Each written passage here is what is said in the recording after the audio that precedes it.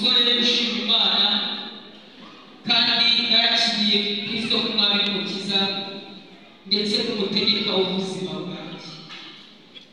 Ni uburyo bw'umwakira ngira mugenzi wawe nawe ari mudeje.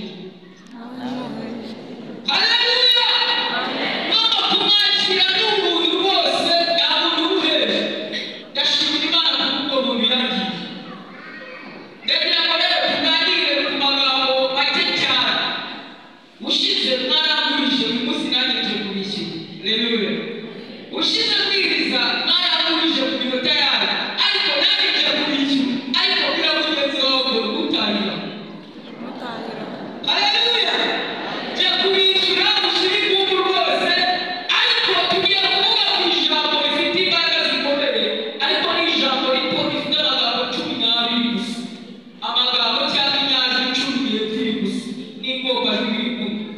Ni amagambo avuga ngo gira imbabazi. Gira mugenzi wawe ngo gira imbabazi.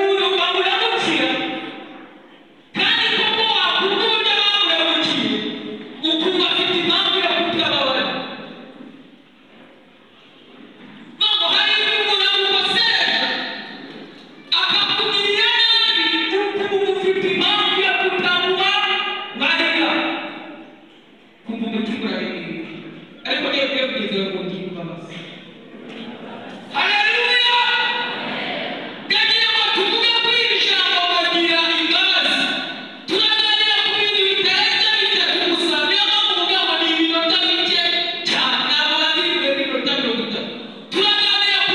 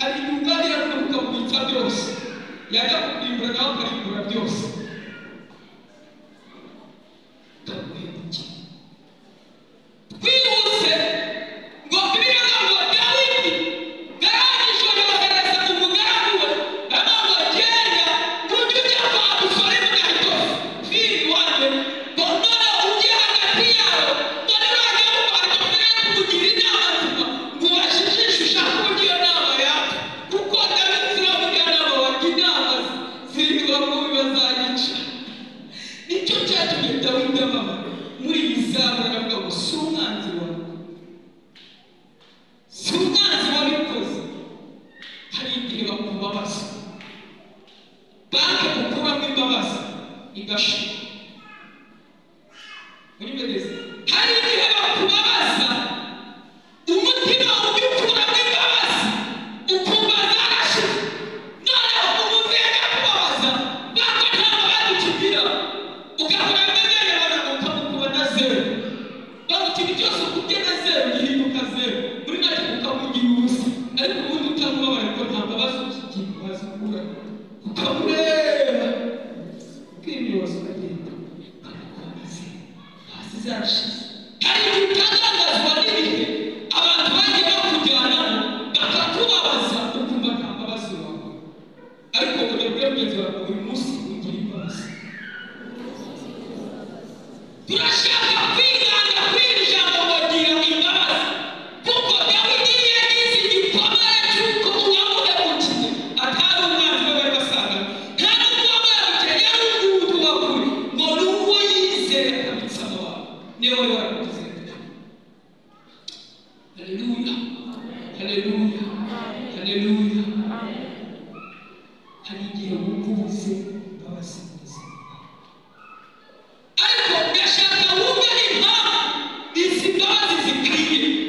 Bibiliya yatubwiye ngo niko na Data wo mu ijuru so nazabagira abamugenzi wawe azatubwira uti.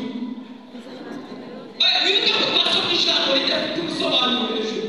Ni wa ngo ririya jambo ni wa ngo gashatse ko umuntu wese aryumva akagira amatsiko. Birashobora kuba wari upanga gutaha, ariko se wataha utamenye icyo uyu mugabo wo hejuru azakubwira n'icyo utababarira.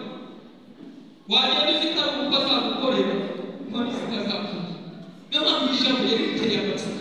Wibazaga ngo ubundi ni icyo azatubwira. Twaza turisoma dufatanya aho risoreza ntitwamenya byatangiye gute. Bibiliya dusomye mu kiriya gice turi gusomaho cya 18:35, ariko noneho uhereye kuri 20 biravuga ngo Petero yegereye Yesu Kristo aramwegera ngo aramwihererana amageza ku ruhande amubaza ikibazo gikomeye. Aramubaza ngo munyane data, haleluya, ntabwo si umwanzi wawe umunyumvire, si umwanzi wawe ahubwo yabaye mwene data. Mwene data naramukamye gutyo mubabarire kangahe. Ubwo Petero rero uraza kumva ikibazo Petero agasubiza atamubaje atavuga ngo mubabarire karindwi, nimba ariko yari gushobora gusa simbizi. Petero yahise amubaza ngo mubabarire karindwi kandi akurumva igisubizo. Petero simbizi muribuka Bibiliya ntujya bifata nk'ibintu by'ibihugu n'ubuzima bwabayeho. Petero muribuka ko yari umurobyi, birashoboka ko yakopaga abantu amafi akabaha ku ideni, wahaye amafi ngo nzayawe ejo akayamwima, akomeza ababarira abantu bamuhemukiye kuko yari umurobyi. Birumvikana nta murobyi udatanga ideni, cyangwa uzaba umuntu umeze nta muntu udatanga ideni kuba wizeye ko azakwishyura. Petero yari umurobyi, birashoboka ko yari afite abantu bamuri mu tudeni baza kutumuha. Aravuga ati uyu mugabo Yesu rero afite ukuri, ndamubaza n'inshuro zingahe abantu barimo amadeni bababarire hanyuma tukambana na sasa. Nyuma y'izo ncuro bakwereka nicyo kibazo yari afite. Noneho ahita aritahura, sinzi nimba abantu bari bafitanye ibibazo na Petero bashobora kuba yari yarabababariye inshuro zirindwi zarabaye agira ngo yumve ko zihagije, hanyuma ashora ikirego muri nyuma cyangwa ashora ikirego mu buyobozi bukomeye. Yesu aramubwira ngo ariko hari ibisubizo utanze ntaguhawe, njyewe sinkubwiye ngo ugeze kare, icyo ni wowe ubyivugira. Yesu avuga ngo sinkubwiye ugeze kare, ibyo ni wowe wabyivugira, ahubwo ugeze 70 karindwi. Uzi impamvu umubare karindwi ukoreshwa muri Bibiliya? Ni ukuvuga ngo umubare karindwi muri Bibiliya ushushanya ibintu byuzuye cyangwa bihagije cyangwa bitabuzeho na gato. Niyo mpamvu mu migani cyane barabikoresheje, uzasanga bavuga ngo hari ibintu ngo bitandatu ngo ndetse bibiri, bashaka kuvuga ngo byuzuye birabaye ibyo bintu. Ndetse Bibiliya igaragaza ko umubare w'utwa kane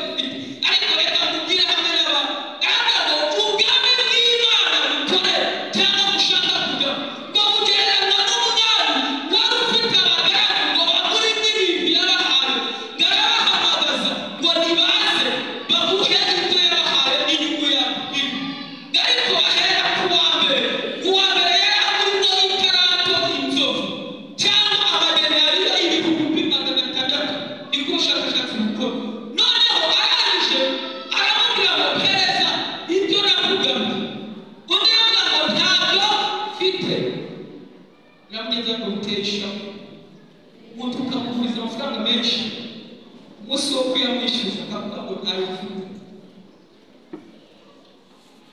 ati ntayo mfite rwose aravuga ngo noneho fata umugore wawe n'abana bawe bose n'ibintu byose ufite biraza guhuramo n'umwenda wawe mwese bajyane kwa rugo n'abaguzi yegera nabi ngo byabagabo ufite umuntu ideni yagura umugore wawe n'abana mwese mugabo bacakarabira mukirirwa muhinguta mukabona barasakisha umuntu ideni ntabwo byabagaho kumugenda aravuga ati rero bose bazi birahura n'umwenda wawe biravuga ngo uwo mugabo naramutakambira aramwinginga aravuga ngo ndakwinginze mbabarira yamushakisha nzakwishyura biravuga ngo uwo mwami amwitegereje ngo aramubabarira wa mwenda arawumuharira ntiyaba agikeneye ko azanamwishyura kubera Imana haleluya ntiyaba agikeneye ko azagira gute azanamwishyura ngarangije kumubohora umwenda umwamuco nk'uko wabohora umuntu ideni rya miliyoni ngo wamugaragaje isohora akubitana n'umurimo 500 amafaranga service ariko bivuga ngo akubitana n'umurimo amadinari yo ijana ngo bahuye amufata amashiga aramunika agati yishyura vuba ngo wamubwira ngo nawe aravuga ati ndakwinginze mbabarira nzakwishyura bireba ngo uwo mugabo ahita amushyira mu nzu y'uburoko cyangwa amushyira mu nzu y'imbohe aramufunga uzanyishyura twebwe tuba twarashamitse icyo ni ibicuruza kandi nawe bari bamunize hirya baramubaza icyo ni ibicuruza ko bakeneye amafaranga y'umuntu buriya umuntu akwishyuza 1000 kandi we amafaranga arimo menshi bamusomera akamuhereza by'iminsi yo kwitegura wowe yaza akakwishyuza tigura izo nkweto zavamo amafaranga ntabwo ngendera uti papa siraga mu nzu yawe basi nawe ugende ntabwo umuriro koga ntiyaje simusiga wamugaragaza ari simusiga aramufunga biravuga ngo abandi babonye ababarirwa ngo babibonye ngo binabamamaza ngo basubirayo biruka baramubwira babwira wa mwana wa mugabo wababayuze ibyo yakoze ngo yafashe umuntu wari umurimo udufaranga duke kudenarija ngahita amushyira mu buroko kandi yamwinjiza mu imbabazi arazimwe umwami abyumvishije atumizaho wa mugabo aravuga ati nimunzanire hano nanjye nibagushyira mu nzu y'uburoko uzava munishyura amafaranga yawe nari nakabara ariko ibintu ukoze bitumye noneho n'isuku naho Yesu yahise asoza kuri 35 aravuga ngo ni nakoda wo mu ijuru ari bose ngazabagenza cyangwa akabagira namwe nimutababarira mwene so none ashaka kugakomera ubikuye ku mutima uzabona babikura mu bihaha cyangwa kuri hagati y'ababarira bakubabara rero uyu mugani Yesu yaciye urashushanya uburyo bw'Imana n'abantu babushaka kugira ngo mugenzi wawe ngo ndumva ashaka kubabaza ntabwo byoroshye uvuga ngo ntabwo muhumurije birakomeye niba utagira imbabazi ntabwo Imana izakubaho bivuga ngo munsi y'ibintu byose nayisabye imbabazi bizagenda uratangira mu ijuru nta cyamamare kihaba umuntu wese ni umwana w'Imana uratangira undi waciye mu nzira itari kandi si ubwambere n'ubuzima busanzwe iyo wayobye usubiraho watangiriye ukajya mu yindi nzira siko bigenda bigenda mu mayira abiri ukayoba ntabwo iyo usanze wayobye uhita upasuriramo ugeze hose usubira inyuma kuko utazi neza aho wari uri ugasubira ahantu wayobye ukerekeza mu nzira y'ukuri rero tuza kumva bikunze kuba wasubira inyuma ukajya guhera ku itangira kugira ngo ugere ku Mana nta kibazo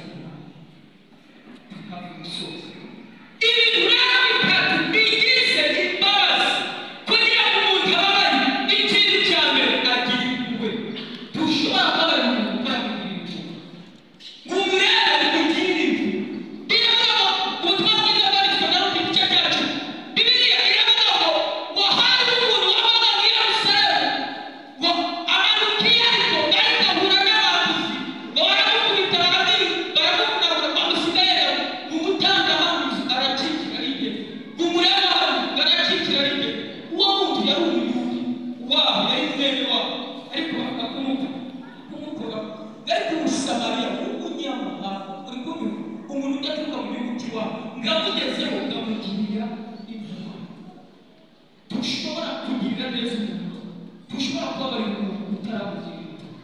urebe uburyo n'abamwereka, urebe uburyo yabotse kubera icyaha yamukora, mumugirire impuhwe ntabwo wakubabarira.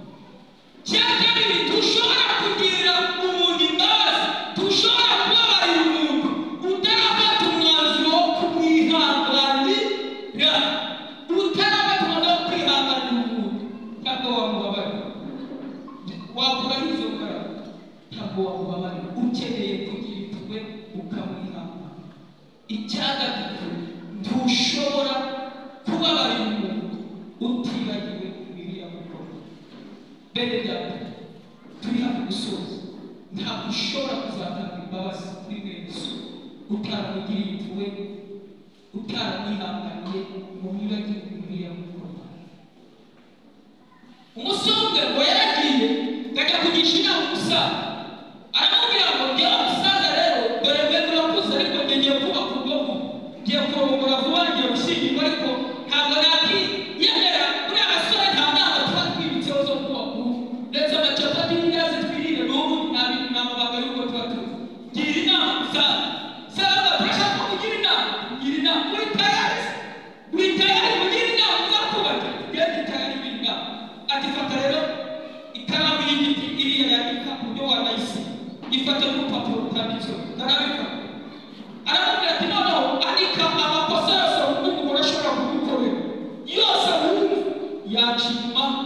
Turagusanga atatetse ni ikosa, turagutagatifu guteka nabyo ni ikosa. Arayandika amakosa yose yumva umugore yaza ashobora kugukorera. Kandi uzi udupapuro abwira umusaza ngo narangije, umusaza aramubwira ngo bisiye byose bibeho, arabisi. Umusaza aramubwira ngo ongera wandike andi makosa atandukanye n'ayandi. Umusore arishaka arayabona ati ndabizi, nshobora kungavura agiye mu isoko, akambwira ngo ahishe bitanu kandi bitanu, kuko ntazi kubara ibyo byaba. Umusore yarandikaga akazi kose ngo byuze urupapuro, amati nabwo narangije ngo ongera ubisibe, arabisibe. Tinaza kubisiba ngo ongera wandike andi makosa atandukanye n'ayo yose. Sore yari yashaka yikanira mu mutwe, garayabona yabonaga amakosa ari n'umuntu irimo bagira imibano pe.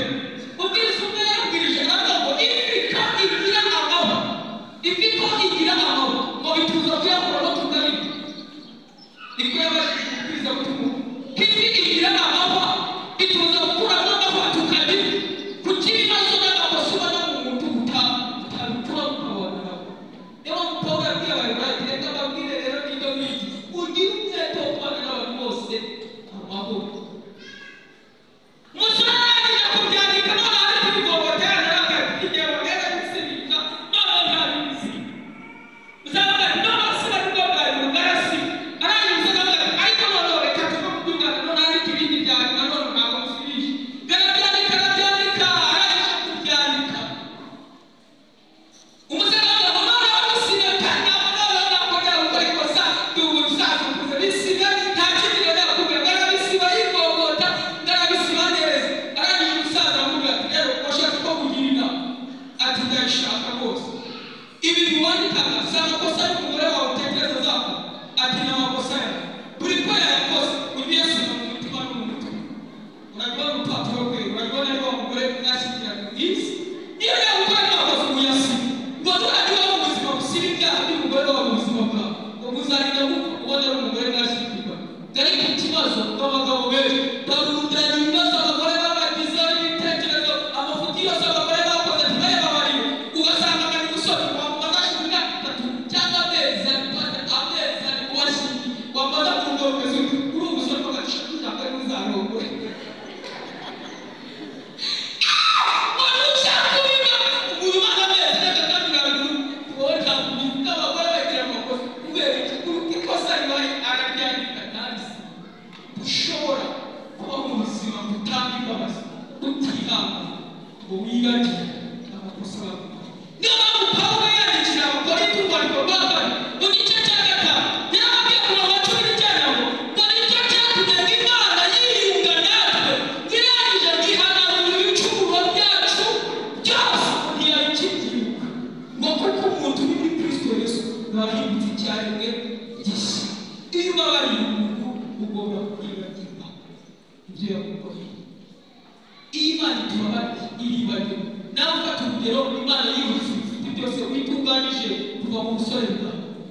Urumva hari ikintu yaguha ariko yarabyibagiwe ukwitungukira. Ni kuburira ibyavuze ngo umucamanza w'iteka ambonye amaso nta ciro bafite nkanyita umukiranutsi kuko amaraso ya Yesu Kristo agira umwere. Haleluya. Ongera uyabwira ngo gira imbabazi.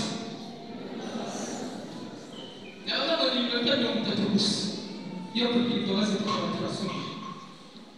Imbaraga zitera umuntu kubabara, imbaraga zituma ushobora kubabara wakwigenga, imbaraga zituma ushobora kwirengagiza ukagira impuhwe wakubabaje, imbaraga zishobora gutuma wowe wibagirwa ko umuntu yaguhemukiye. Nta handi ziva, zituruka mu guha agaciro imbabazi nawe Imana yakugiriye. Ndasoje ndavuze ngo imbaraga zituma umuntu ababarira undi nta handi zituruka uretse guha agaciro nawe imbabazi Imana yakugiriye.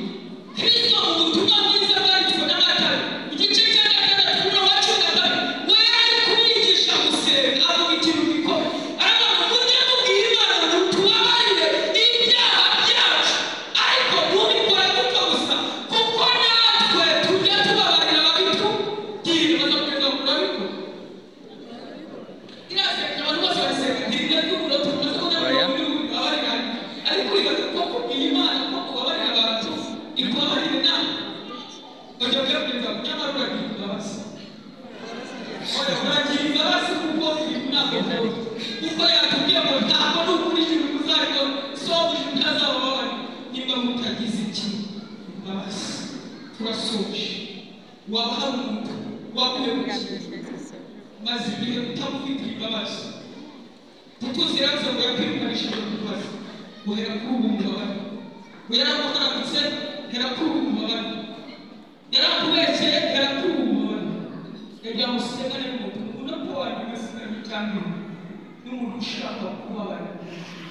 Yajya kugira ngo umunsi umuntu utababarira yapfuye uzagucuza uzibaza mu biragende. Agera abantu bakakora abantu umutima akarira kumva yego n'ukuri babana bawe nzabarira arakumva uzabarira. Birimo umuntu wakwenda cyane yitabaza ubasuri kubibwira nzabarira babarira wari urihe bawe yagiye kuko kushishwa Imana yarakwirengagije ariko nyuma yaho ubutumwa bwiza buje ni urubanza. Yajya kugira ngo kuko kushishwa ko kutaramenya ko kubabarira mbere unakirwa n'umubano Imana irakwirengagije ariko uyu munsi bikugirisha ntabwo izakwirengagiza ko waturutse. Tubiga ngo Imana ntabwo ijya igira amanyanga. Hari umuntu ushaka kugira umutima wo kubabarira ntabwo uri bumvire amakosa y'umuntu wowe ufashe icyemezo cyo kumubabarira. Sinzi uburyo yaguhemukiye ariko ushaka gutaha ufite umutima wo kubabarira byanze bikunze ugomba kumugeraho cyangwa yaba ari kurukamuhamagara ukavuga ngo ndakubabarira umunsi Kristo yamukiye mu mutima ndumva nuzuye imbabazi. Uwo muntu nahaguruke gusenga. Nimba adahari turashimira Imana ko twebweho twavutse ku mubano. Imana ishimwe. Muzibere abari muzibere urashaka abari tube twavuga tugiye gusenga Imana nta kibazo kandi nta kibazo.